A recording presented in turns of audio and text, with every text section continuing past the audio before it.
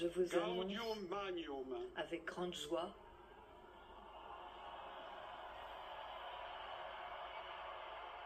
Habemus papam.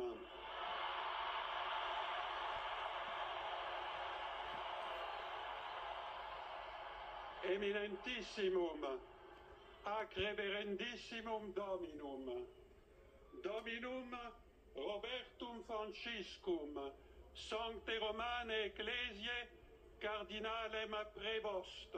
Le cardinal Prévost. Qui sibi nomen imposuit Leonem decimum quartum. Dont le nom s'est imposé au 4e tour de scrutin.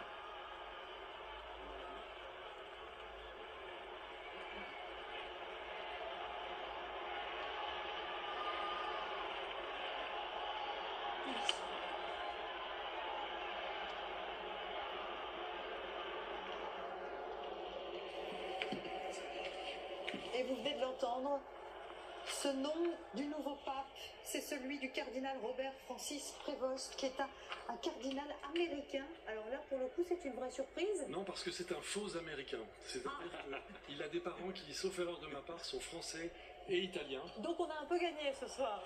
D'une certaine façon, vous pouvez dire ça. Mais c'est quand même une surprise par rapport aux favoris. Et il a beaucoup exercé son ministère en Amérique latine. Mais il est né à Chicago. Voilà.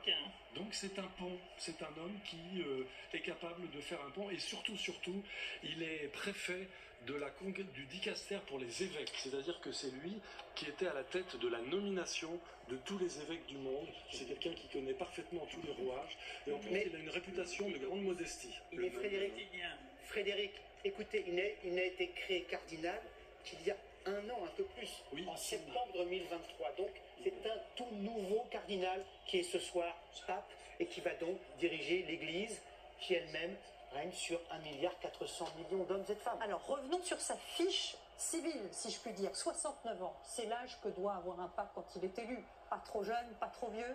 69 ans, c'est assez jeune. C'est-à-dire que ça nous permet de prévoir un pontificat assez long, compte tenu de l'allongement de l'espérance de vie. Ça veut dire que les cardinaux ont pris ce risque-là. Frédéric, religieux de l'ordre de Saint-Augustin, c'est à nouveau un ordre. On se souvient que le pape François était donc un jésuite. C'est la première fois dans l'histoire de la papauté qu'un jésuite était élu pape. Est-ce que le fait qu'il soit religieux de l'ordre de Saint-Augustin nous donne une indication de ce que seraient ses orientations en tant que pape? Non, il existe de très nombreuses congrégations religieuses, masculines et féminines, qui se réclament de cette racine-là, du grand théologien d'Afrique du Nord que fut Saint-Augustin. Donc là, je ne tirerai pas de conclusion immédiate. Est-ce qu'on sait quel nom il a choisi ou est-ce que c'est lui-même qui va l'annoncer? Léon XIV. Léon XIV. C'est la suite d'un pape qui s'appelle Léon XIII. Même si on succède à Pierre, on ne succède pas au pape. Rerum novarum. Le pape de l'engagement social, de l'Église. Et je rejoins ce que disait notre ami M. Mounier, l'Église qui fait des ponts. Voilà, certainement un pape qui va lui aussi être le pontife, celui qui fait le pont. Léon XIII qui fut un très très grand pape, hein. Nous sommes à la fin du 19e siècle, et Léon XIII, nous sommes en pleine révolution industrielle. Il rédige une encyclique dans laquelle il dit: le social est important, le sort des pauvres, le sort des démunis, le sort des ouvriers, des journaliers dans les exploitations agricoles est très important. Si l'on osait faire un exercice d'Uchronie, c'était un pape de gauche, un pape progressiste, Léon XIII, et qui a régné, si je puis dire, pendant de longues années. Je m'avance trop en traduisant cela. Au-delà, chers amis, des fiches Wikipédia qu'on est tous en train de lire. Non, mais Léon XIII, ce sont nos souvenirs de l'histoire. Oui. Nous accueillons un successeur de Pierre. Léon XIV. C'est toujours Pierre qui revient, en fait. Alors, c'est le 267e. Une caractéristique de sa personnalité, et pardon pour avoir lu ça dans un article, on le dit timide et discret. Est-ce que c'est un handicap quand on va devoir vivre des bains de foule toutes les semaines? Moi, je pense que c'est une chance. Et il faut rappeler, contrairement à ce que je disais tout à l'heure, qu'il s'agit bien d'un Américain. Et qu'un Américain, cet homme discret et modeste, sera face à Donald Trump. Et c'est ça qu'on va devoir observer.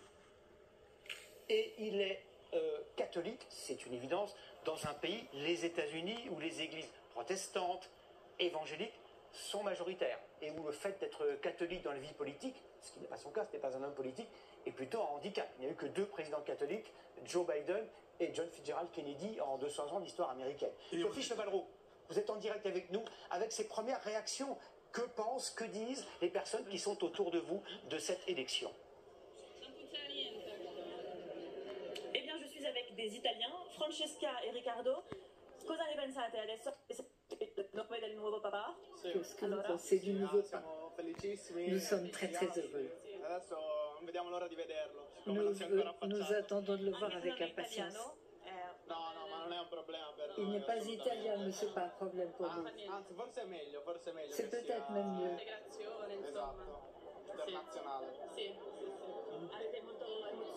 Vous êtes très ému.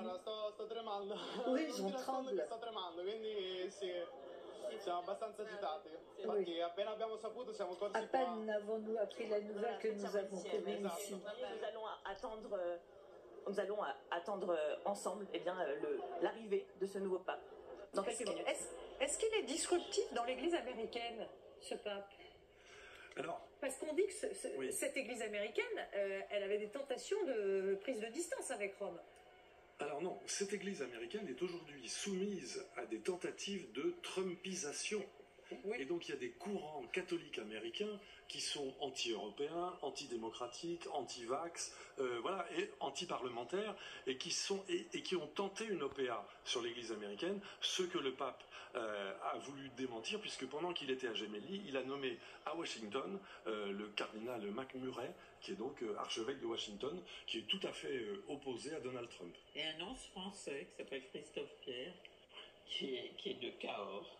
Et puis peut-être faut-il raconter le fait que ce pape américain catholique est malgré tout une rareté. C'est-à-dire que l'implantation de l'église catholique aux États-Unis par des WASP, des anglo-saxons protestants, a quelque chose de particulier. L'église catholique aux États-Unis, c'est notamment une église de libération pour les esclaves après la fin de la guerre de sécession, qui trouve donc des prêtres, qui créent des églises à partir de 1863-1865, et dans ces églises, on suit le rite catholique.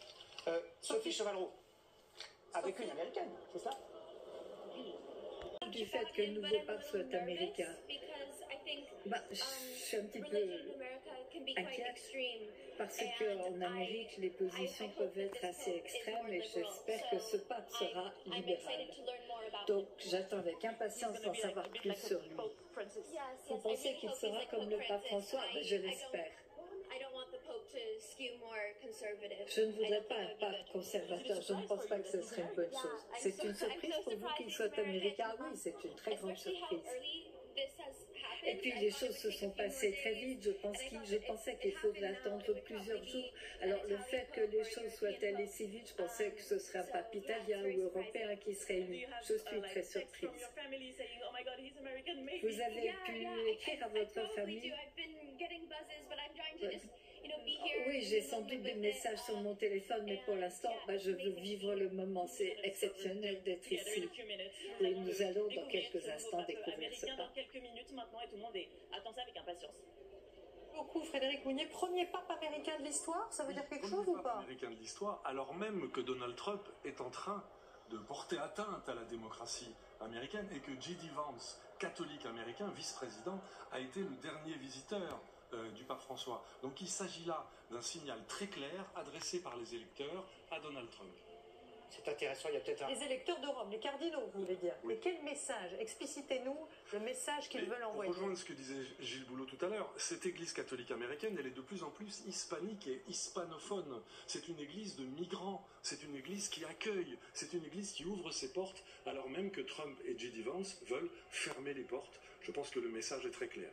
Et Pierre Servan, on parlait tout à l'heure de politique, de guerre, de géopolitique, mais le fait que ce pape soit américain, avec un président des États-Unis qui est sans doute le plus disruptif de l'histoire américaine, on peut s'attendre, dans une langue commune qu'est l'anglais, à des rencontres, comment dirais-je, disruptives, de fortes personnalités. Faisons peut-être le parallèle à ce qui s'est passé dans les années 80 et 1978, quand est élu Jean-Paul II, pape polonais, Karol Wojtyła, sous le glacis soviétique. Et là, ce qui se passe entre Karol Wojtyła, qui a l'onction papale, pourrait-on dire, et le pouvoir dans les pays de l'Est, est très important. Regardez, il arrive le pape.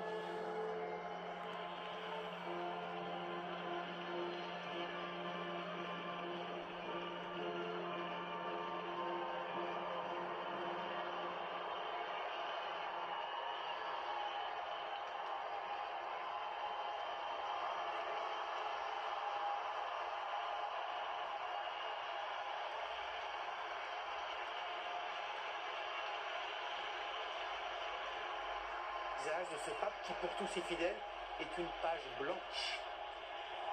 Que va-t-il faire?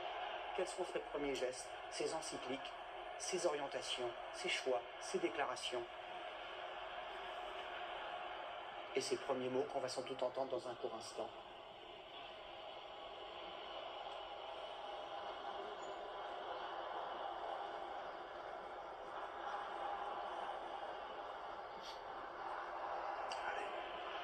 Il va parler.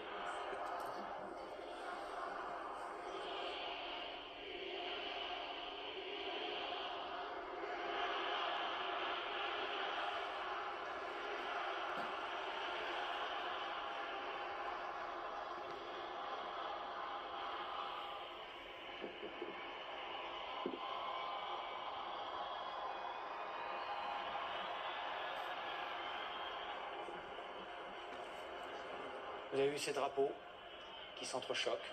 Dans l'attente de la toute première déclaration du pape, on lui apporte un micro, il va lire un texte qu'il a rédigé. La pace sia con tutti voi. Que la paix soit avec vous tous.